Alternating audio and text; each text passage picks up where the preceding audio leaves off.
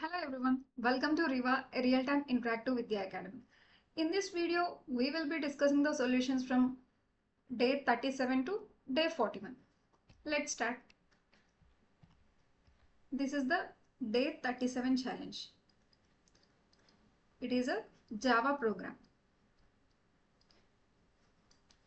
So Java programs are completely object-oriented programming. So even మనం ఒక simple hello world print చేయాలి అన్నా సరే ఆ ప్రోగ్రామ్ని ఒక క్లాస్లో ర్యాప్ చేసి రాస్తామంటే ఒక క్లాస్ డిఫైన్ చేసి ఒక మెయిన్ మెథడ్ డిఫైన్ చేసి అందులో మనం ఏదైతే ఇన్స్ట్రక్షన్స్ డిఫైన్ చేయాలి అనుకుంటున్నామో వాటన్నిటిని డిఫైన్ చేస్తాం. సో ఇక్కడ నేను క్రియేట్ చేసిన క్లాస్ ఏంటి, క్లాస్ మెయిన్ క్రియేట్ చేసి అందులో public static void main, this is the entry point of the program. ఈ మెథడ్లో జస్ట్ ఒక సింపుల్ ప్రింట్ స్టేట్మెంట్ రాశాను. ఆ స్టేట్మెంట్ ఏంటి, 10 ప్లస్ 20 ప్లస్ 30 40. ఇక్కడ డిఫరెన్స్ ఏంటి, 10 is a integer data type, 20 is integer data type, but here this 30 is not an integer, it is of string type because I placed this 30 in double quotes. Again 40 is an integer data type. జనరల్గా ఒక 10 plus 20 చేస్తే మనకు result ఏమొస్తుందో తెలుసు, but ఒక ఇంటీజర్కి స్ట్రింగ్కి మధ్య plus operation perform చేస్తే అది ఎలా బిహేవ్ చేస్తుంది అనేది చూద్దాం. సో డీటెయిల్గా ఈ సొల్యూషన్ చూద్దాం. సో మనకి ఇచ్చిన టాస్క్ ఏంటి, system dot out dot println of 10 plus 20 plus string 30 plus 40, right. So దీన్ని సాల్వ్ చేసే ముందు అసలు బేసిక్గా ఎలా వర్క్ అవుతుంది అనేది చూద్దాం. For suppose system dot out dot println of, ఇందులో నేను ఫస్ట్ నార్మల్గా 2 ఇంటీజర్స్ని నేను ప్రింట్ చేశాను. 10 ప్లస్ 20 అంటే 2 ఇంటీజర్ వాల్యూస్ మీద ప్లస్ ఆపరేషన్ అనేది పెర్ఫామ్ చేశాను. సో ఈ అర్థమెటిక్ ఆపరేటర్స్ ఇవి ఏవైతే ఉన్నాయో దానికి ఇచ్చే 2 ఆపరెంట్స్ కూడా సేమ్ డేటా టైప్ మీద అది పెర్ఫామ్ అవుతుంది. ఫర్ సపోజ్ ఇక్కడ 10 అనేది integer data type, here 20 is also integer data type. ఈ రెండు సేమ్ డేటా టైప్ కాబట్టి దీనికి ఎలాంటి ప్రాబ్లం లేదు.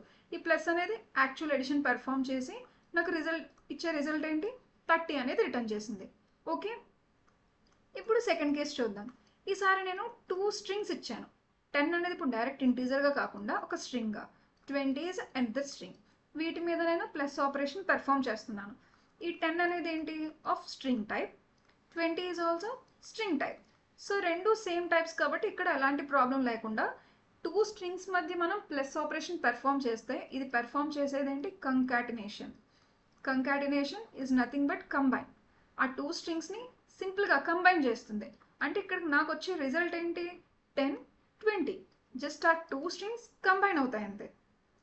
అదే ఇంటీజర్స్ మీద పెర్ఫామ్ చేస్తే ఎడిషన్ పెర్ఫామ్ అయింది, 2 స్ట్రింగ్స్ మీద పెర్ఫామ్ చేస్తే జస్ట్ ఆ 2 స్ట్రింగ్స్ కంబైన్ అయ్యాయి. మరి ఇంకొక కేసు ఏంటంటే ఈసారి డిఫరెంట్గా ట్రై చేద్దాం. ఇప్పటి వరకు 2 సేమ్ డేటా టైప్స్ ఉంటాయి, ఎలా బిహేవ్ చేసిందో చూసాం.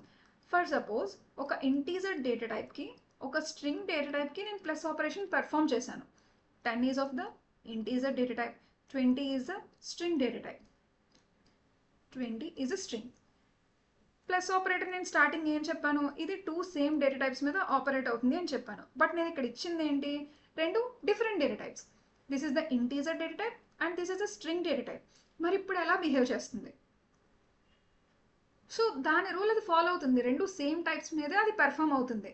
బట్ ఎలా చేస్తుంది అంటే నేను ప్రోగ్రామ్ రన్ చేసే టైంలో నా కంపైలర్ అనేది ఎయిదర్ ఈ స్ట్రింగ్ని ఇంటీజర్గా కన్వర్ట్ చేయడం, అంటే రెండిట్లో ఒక దాన్ని టైప్ చేంజ్ చేసి 2 సేమ్ డేటా టైప్స్గా కన్వర్ట్ చేయడానికి ట్రై చేస్తుంది నా ప్రోగ్రామ్.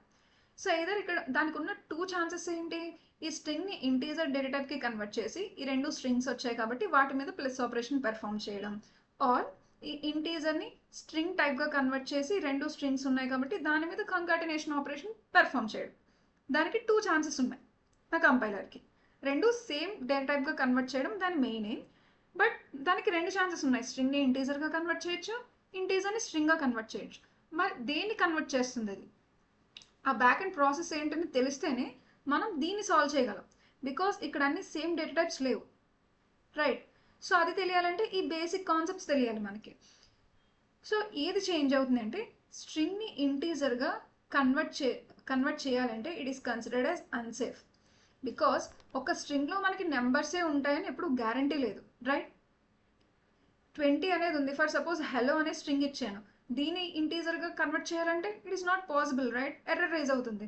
సో అలాంటి ఎర్రర్స్ ఏమి రాకుండా ప్యూర్గా అవి ఇంటీజర్స్ ఉండాలి కాబట్టి సో ఇలాంటి రిస్క్ అనేది తీసుకోదు నా compiler.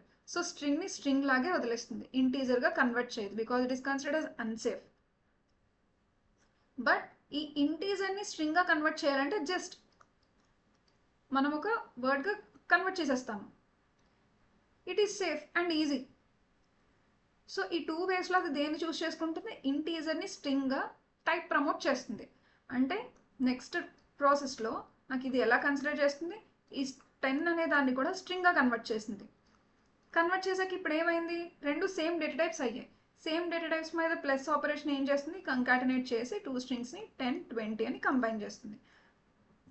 So integer 10 plus string 20, దీనికి రిజల్ట్ ఏమొస్తుంది మనకి? రెండు స్ట్రింగ్స్గా కన్వర్ట్ అయ్యి 10, 20 అని కంబైన్ చేసి ఒక రిజల్ట్ వస్తుంది. ఓకే, ఇప్పుడు మన యాక్చువల్ ఛాలెంజ్ చూద్దాం. మన యాక్చువల్ ఛాలెంజ్లో ఇచ్చింది ఏంటి? స్టెప్ బై స్టెప్ సాల్వ్ చేద్దాం. system.out.println of 10 plus 20 plus 30 plus 40. Next one more point ఏంటంటే ఈ అర్థమెటిక్ ఆపరేటర్స్ మనం ఇక్కడ యూజ్ చేసేది ఏంటి? Plus operator.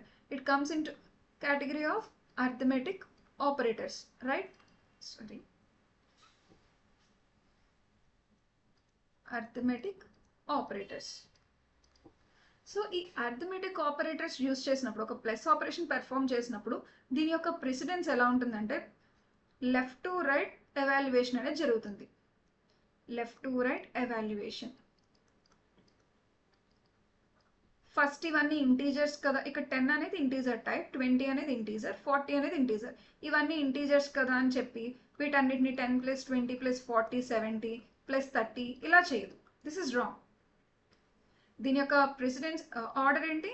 Left to right 1 by 1 solve చేసుకుంటూ వస్తుంది. ఫర్ సపోజ్ దీన్ని స్టెప్ బై స్టెప్ చూద్దాం. ఫస్ట్ ఏంటి? లెఫ్ట్ టు రైట్ అంటున్నాము, ప్లస్ ఆపరేటర్ అనేది 2 ఆపరెంట్స్ మధ్య పెర్ఫామ్ అవుతుంది. అంటే ఫస్ట్ ఈ రెండు సాల్వ్ అవుతుంది. ఈ రెండింటిని ఎవాల్యుయేట్ చేసి ఈ రెండు సేమ్ డేటా టైప్, రైట్?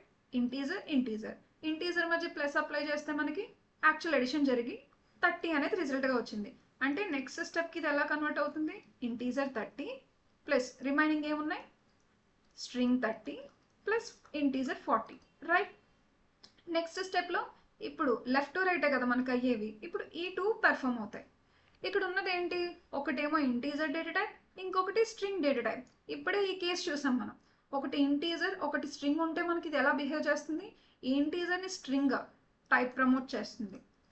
అంటే ఈ 30ని కూడా 30 స్ట్రింగ్గా కన్వర్ట్ చేసి ఇప్పుడు రెండు సేమ్ డేటా టైప్స్ ఉన్నాయి కాబట్టి వీటి మధ్య ప్లస్ ఆపరేషన్ అంటే కంకాటినేషన్ జరుగుతుంది.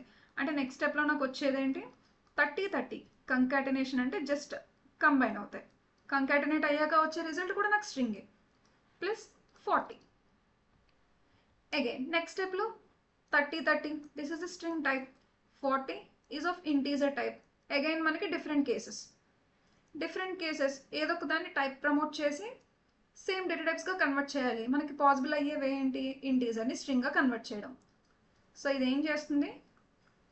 ఈ 30, 30 అనే స్ట్రింగ్ అలాగే ఉండి ఈ 40 అనే ఇంటీజర్ని స్ట్రింగ్గా టైప్ ప్రమోట్ చేసింది. 2 స్ట్రింగ్స్ మధ్య ప్లస్ ఆపరేషన్ అంటే మనకి ఏమవుతుంది? Concatenation. SYUT of concatenate, just combine అవుతాయి. 30, 30, 40. ఫైనల్గా SYUT of 30, 30, 40 which means SYUT ఏం చేస్తుంది? జస్ట్ ప్రింట్ చేయడం దాని టాస్క్. నాకు కన్సోల్లో నాకు ప్రింట్ అయ్యేది ఏంటి? 30, 30, 40. This is the output. Hope you understand. So నాకు వచ్చేది ఏంటి? ఫస్ట్ 10 ప్లస్ 20 30 ప్రింట్ అయింది. ఆ 30 స్ట్రింగ్ 30తో కంబైన్ అవుతుంది. సో ఇది కూడా స్ట్రింగ్గా కన్వర్ట్ అయిపోయి రెండు జస్ట్ కంకాటినేట్ అయ్యాయి. ఇప్పుడు 30, 30 అనేది నాకు స్ట్రింగ్, అది అగైన్ ఇంటీజర్తో యాడ్ చేస్తున్నాము. ఈ ఇంటీజర్ని కూడా స్ట్రింగ్గా కన్వర్ట్ చేసి కంకాటినేట్ చేస్తుంది. సో ఫైనల్గా నాకు వచ్చే అవుట్పుట్ ఏంటి? 30, 30, 40 is the output for this day 37 challenge. Okay. And coming to the next challenge, day 38. This is also Java program. In the main class, we are defining the main method, public static void main. And in the first line, we have created a variable s of type string. And we are assigning a hello string into this variable s. And in the next line, we are trying to concat of word with this string s. And at the last, we are trying to print an s value. That's it. So first లైన్లో హలోని store చేసాం, world అనేది concatenate చేయడానికి try చేసి ఎస్లో ఏం print అవుతుంది అనేది చూసాం. So ఒకసారి ప్రోగ్రామ్ క్లియర్గా చూస్తే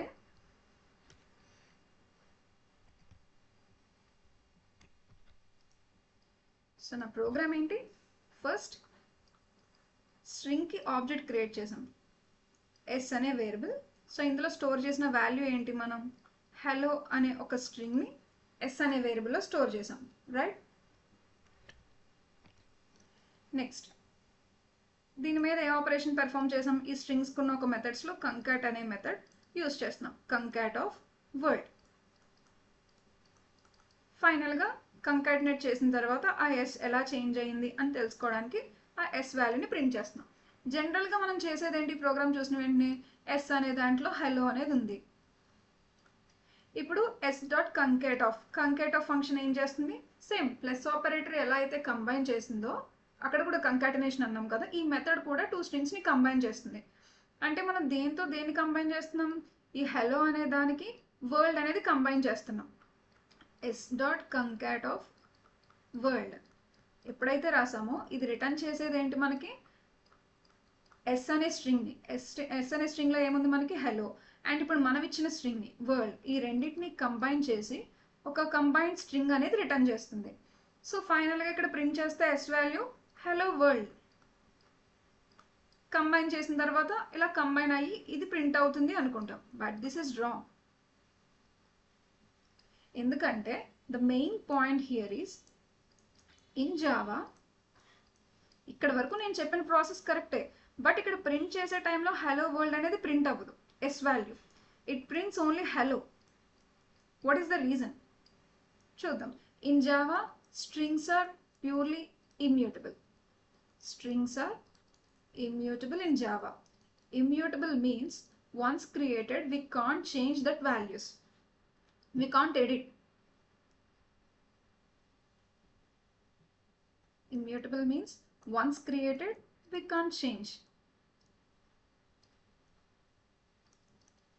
We can't update those values. So Java lo evaithe strings create chestunamo those are completely immutable. Change చేయలేము. అంటే హలో అనేది నేను క్రియేట్ చేశాను, S equal to hello.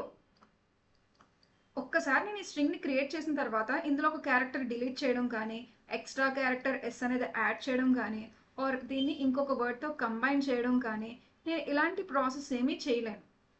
But అలానే కంకాటినేట్ ఫంక్షన్ ఇలా కంబైన్ చేసింది, ఇది రాంగ్ అని చెప్పట్లేదు, ఎలాంటి ఎర్రర్ ఏం రాదు మనకి. బట్ ఇక్కడ బ్యాక్ ఎండ్లో జరిగే ప్రాసెస్ ఏంటి అంటే ఇమ్యూటబుల్ ఎందుకయింది. ఫర్ సపోజ్ మనం ఎస్ అనే హలోని క్రియేట్ చేసినప్పుడు దానికి సమ్ మెమరీ అనేది అలొకేట్ అవుతుంది, రైట్. సో ఆ స్ట్రింగ్ పూల్లో ఎస్ అనే వేరియబుల్ ఎప్పుడైతే క్రియేట్ చేసానో హలో అనే ఒక స్ట్రింగ్ ఒక మెమరీలో నాకు క్రియేట్ అయింది.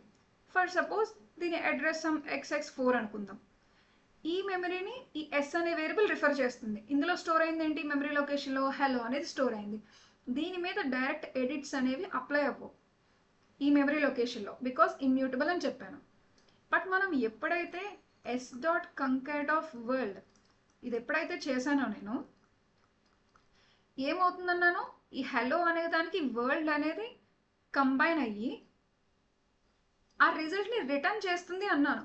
విచ్ మీన్స్ ఇదే మెమరీలో ఎడిట్ అవ్వదు. ఇక్కడ ఈ కంకాటినేట్ చేసి ఇక్కడ ఏదైతే మనకి ఒక న్యూ స్ట్రింగ్ క్రియేట్ అయిందో అదే మెమరీలో దానికి వేరే మెమరీ లొకేషన్, వేరే స్పేస్ అనేది ప్రొవైడ్ చేస్తుంది. హలో వరల్డ్ అనే ఒక న్యూ స్ట్రింగ్ని ఫర్ సపోజ్ xx10 అనే మెమరీ లొకేషన్లో ఆ కొత్త స్ట్రింగ్ని క్రియేట్ చేస్తుంది. ఓకే, కానీ ఈ ఎస్ని రెఫర్ చేసే మెమరీ లొకేషన్లో మనం ఎలాంటి చేంజెస్ చేయలేదు. దట్స్ వై మనం ఇక్కడ ఎస్ని ప్రింట్ చేయడానికి ట్రై చేసినా నాకు ఏమొచ్చింది, ఎస్ అనే మెమరీ లొకేషన్లో స్టిల్ నాకు హలోనే ఉంది, మనం క్రియేట్ చేసిన హలో మాత్రమే ఉంది. మరి మీరు అడగచ్చు, ఇక్కడ కంకాటినేట్ చేసాం, ఆ స్ట్రింగ్ కావాలంటే నేను ఏం చేయాలి. ఇక్కడ నేను ఏమంటున్నాను, ఈ ఫంక్షన్ పెర్ఫామ్ అయిన తర్వాత అది రిటర్న్ చేసేది ఒక న్యూ స్ట్రింగ్, ఈ మెమరీ లొకేషన్ని రిటర్న్ చేస్తుంది.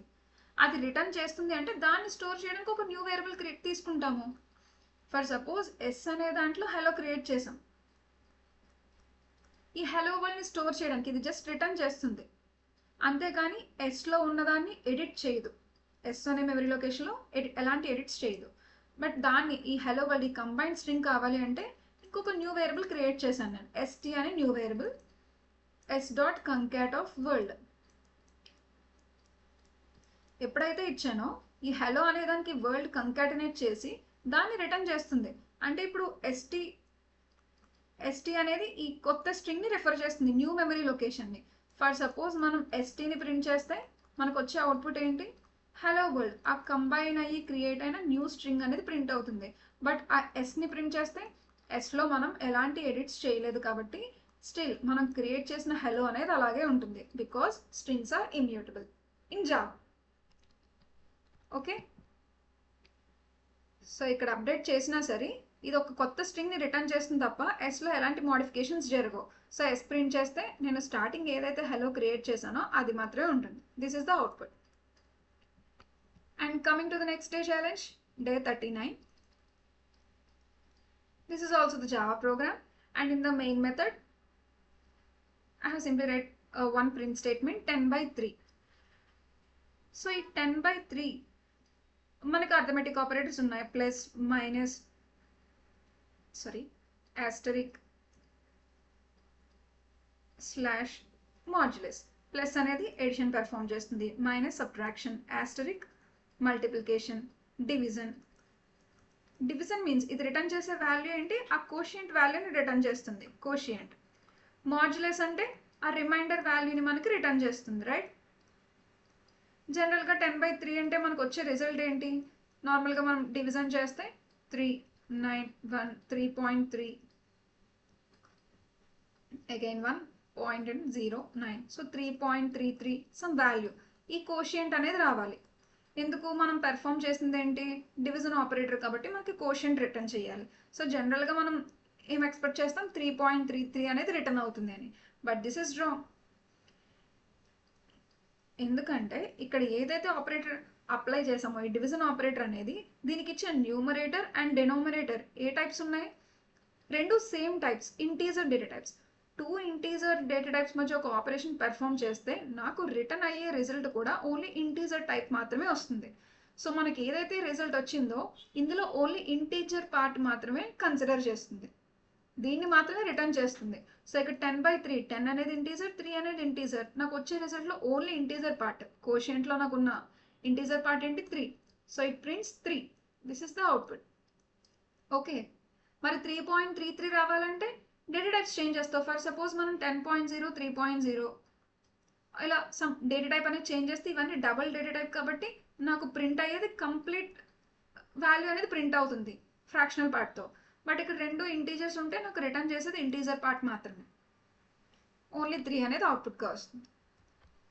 And coming to the next day challenge, day 40.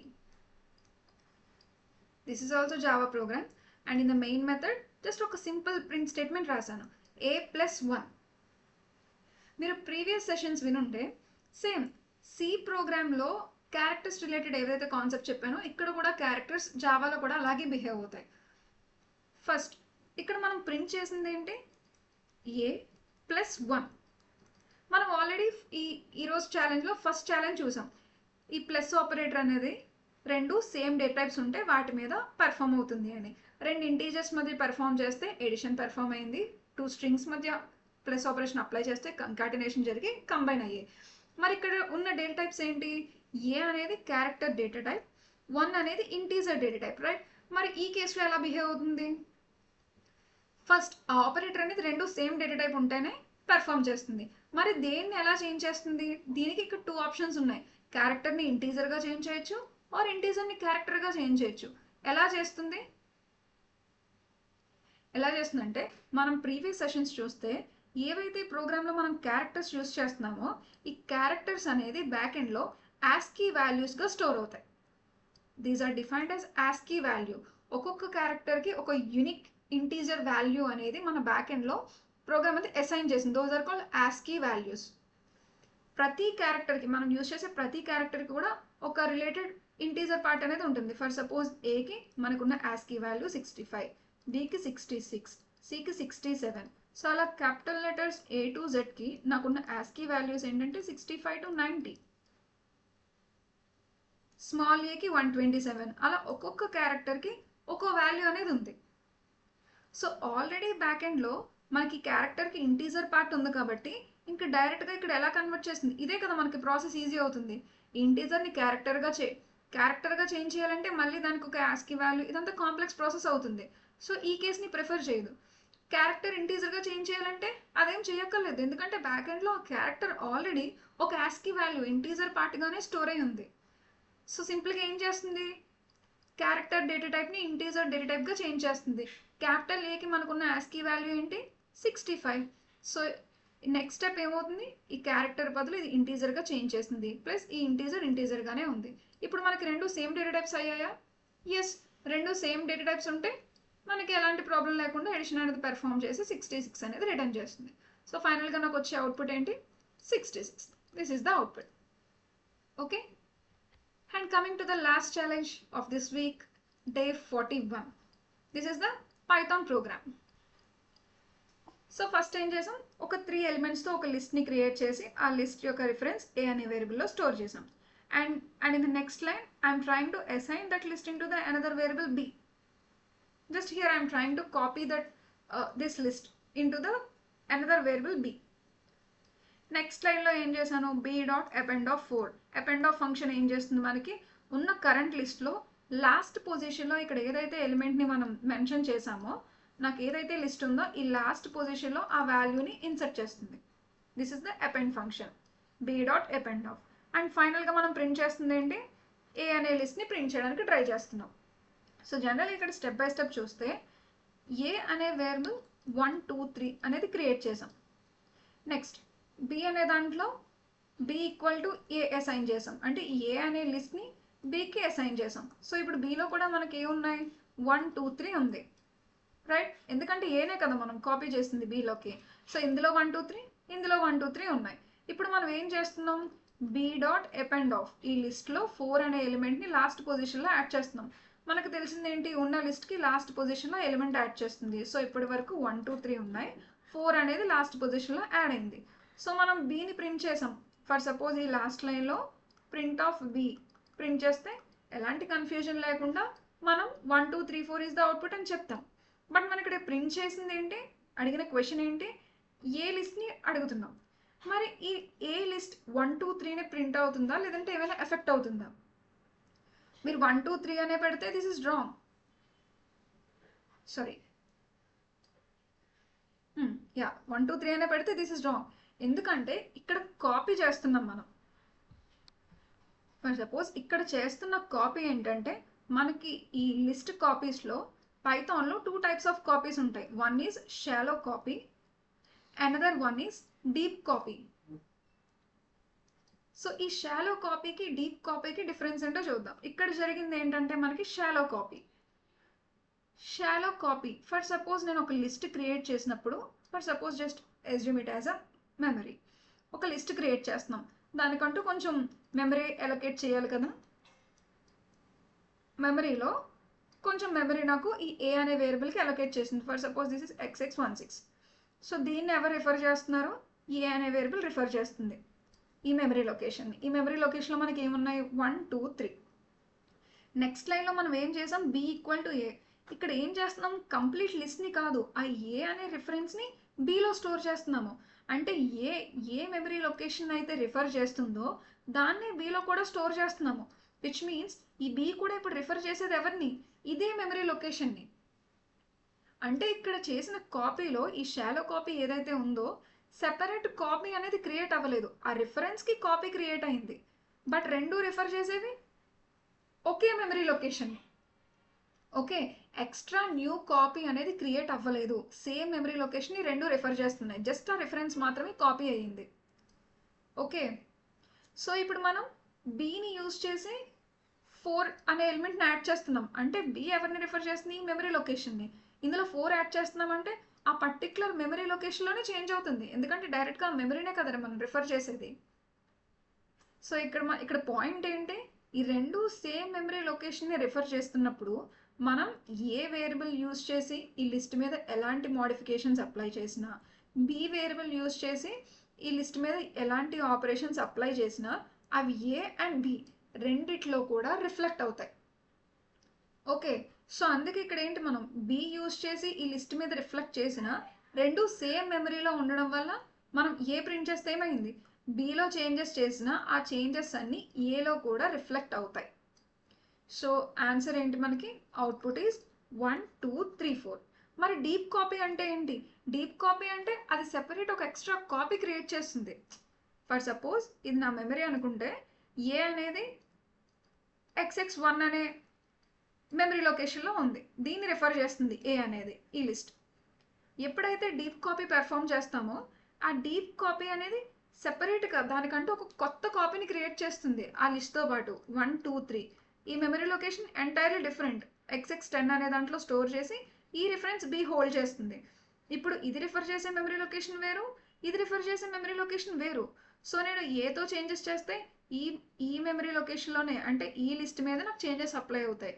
బీతో B reference use చేసి నేను అప్లై చేస్తే ఈ లిస్ట్ మీదే చేంజెస్ రిఫ్లెక్ట్ అవుతాయి, కానీ ఒకదానికి ఒకటి ఎలాంటి ఎఫెక్ట్ అనేది జరగదు.